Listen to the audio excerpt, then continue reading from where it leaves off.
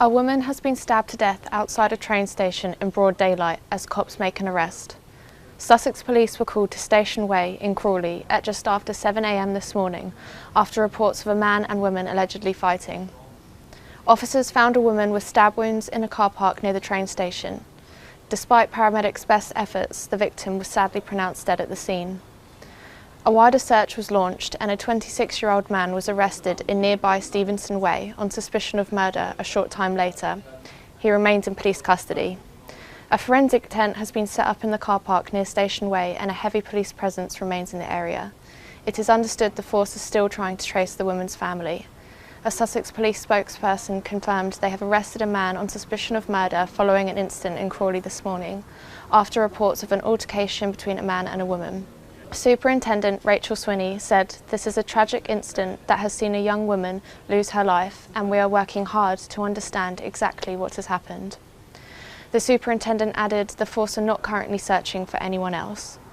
She urged anyone who witnessed the incident or who has any information to contact the police, quoting Operation Ven.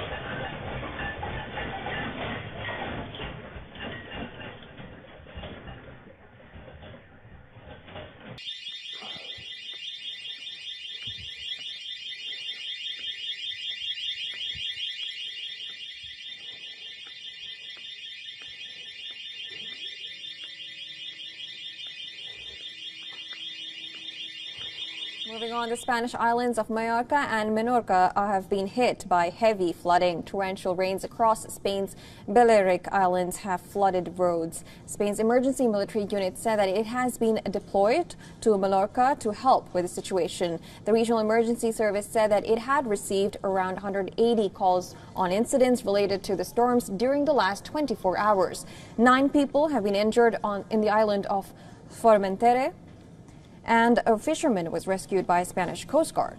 Floods have forced people to evacuate and flights to be cancelled. Spanish National Weather Agency has issued an orange alert for the whole area due to the high risk of storms after downgraded it from red alert earlier. The Maritime Assistance were seen trying to refloat stranded boats at the beach in the island of Formentera.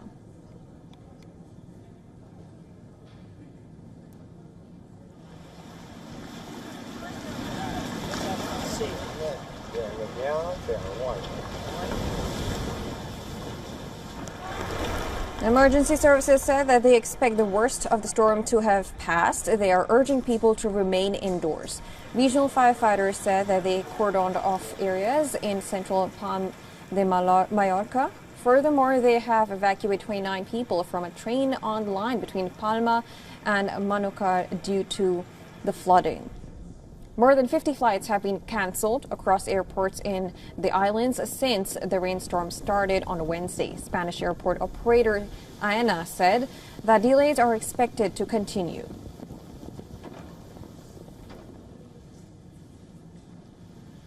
Haroon Toulane is watching the spread of Mpox with dread. He was one of the first patients in Britain to become infected during the last global outbreak of the virus in 2022. It nearly killed him. That 11 days at the hospital was probably the most devastating times of my life. I've never been in such pain all my life. My whole body was aching. I wasn't able to eat or drink or swallow. From then to now, it triggers some memories in me. I don't want to be that level of sick again in my life. I came to see Haroon 2 years ago, just after he'd been discharged from hospital, but he was still isolating. It was very scary. I thought that I'm by myself. I can't do this alone.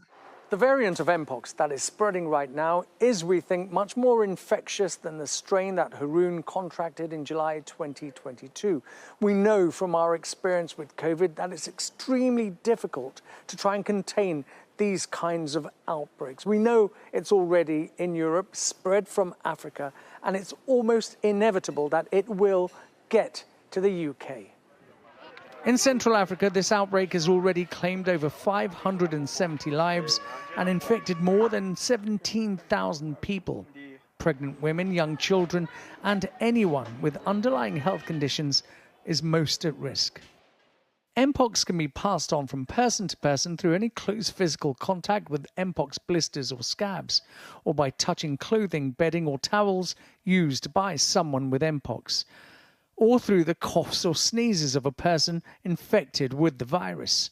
It usually takes between 5 and 21 days for the first symptoms to appear, and these can include a fever, a headache, and muscle aches. A rash usually appears 1 to 5 days later. I think it's quite likely that cases are already in other countries in Europe, and including the United Kingdom, but we won't necessarily know for a while. Haroon says there was a shortage of available Mpox vaccines in 2022, particularly for high-risk groups like men who have sex with men. But the advice for vaccinations this time has changed. There is vaccine available in the UK, and currently it will be mainly used in the context of post-exposure prophylaxis and will not be given in advance to people travelling to countries. This is the second Mpox global health emergency in as many years. It's hoped the lessons learned then can help to minimise the risk now.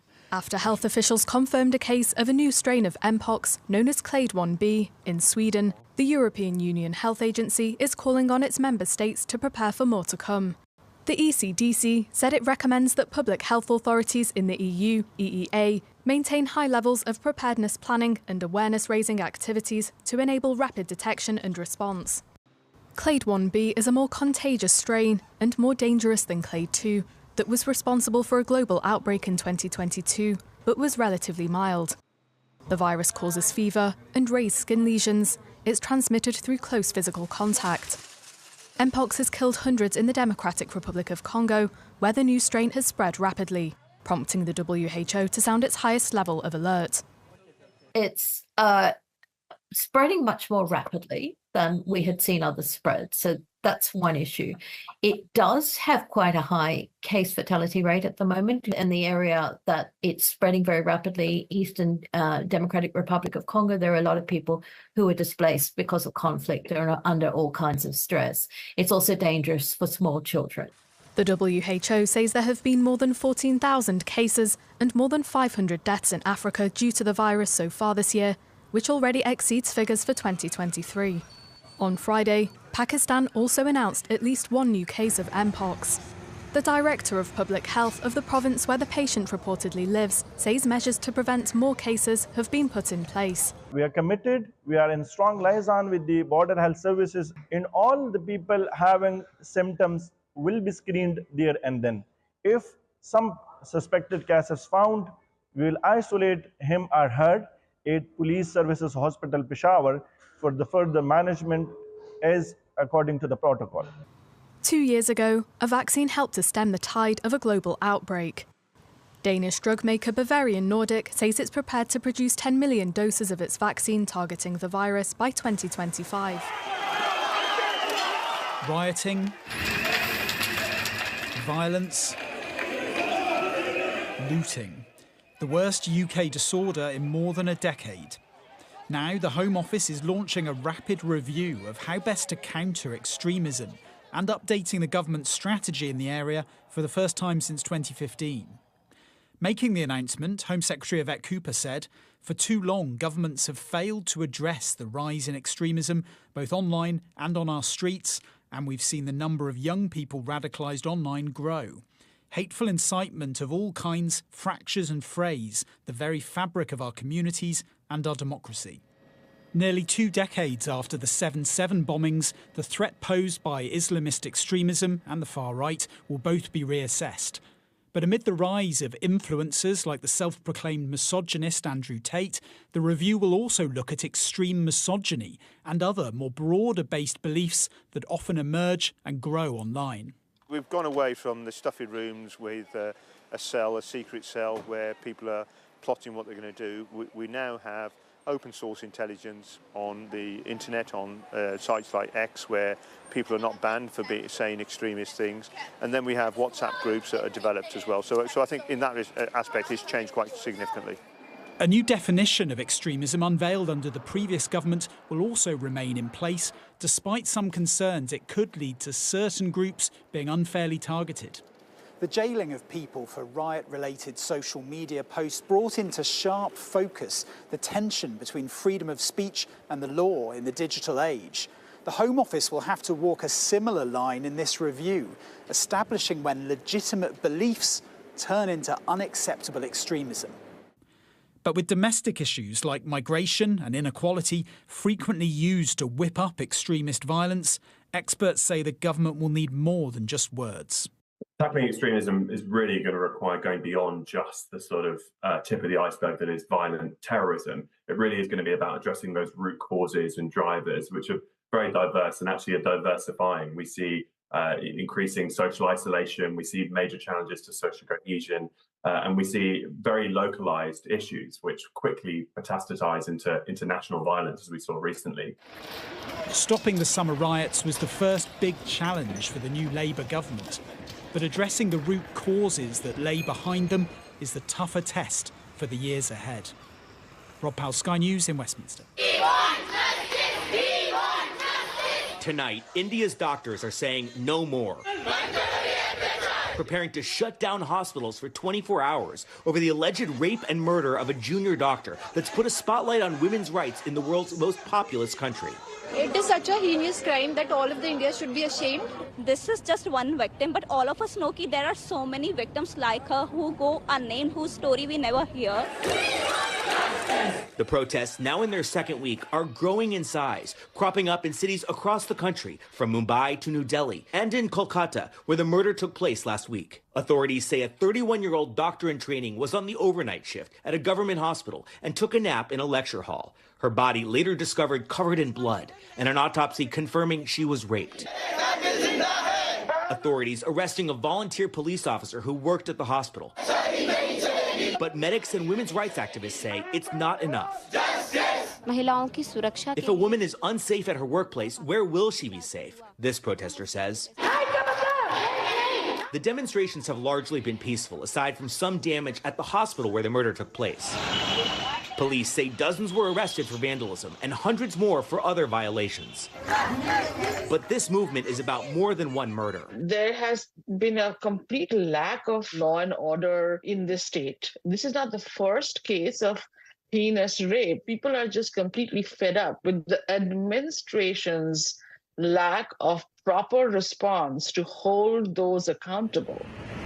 Even after the gang rape of a young woman in Delhi on a moving bus back in 2012, 4 men were convicted of that rape and sentenced to death, and a juvenile served time in prison. Official statistics showed there were more than 31,000 rapes reported in India in 2022, a 20% jump from the year before, and a conviction rate of less than 30%. India is a deeply patriarchal society. As someone who identifies as a scholar of gender studies, this is something that is very deep-rooted in our culture, even now. I think what happens is because of this sort of attitude, there are delays in justice. This week, Prime Minister Narendra Modi saying, as a society, we must think seriously about the atrocities against our country's mothers, sisters, and daughters.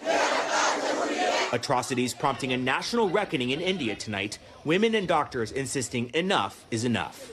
That national strike will start tomorrow and last for 24 hours. The Indian Medical Association says all hospitals, public and private, will shut down with the exception of emergency services, grinding the medical system to a halt in the nation of more than 1.4 billion people. How many refugees do you house?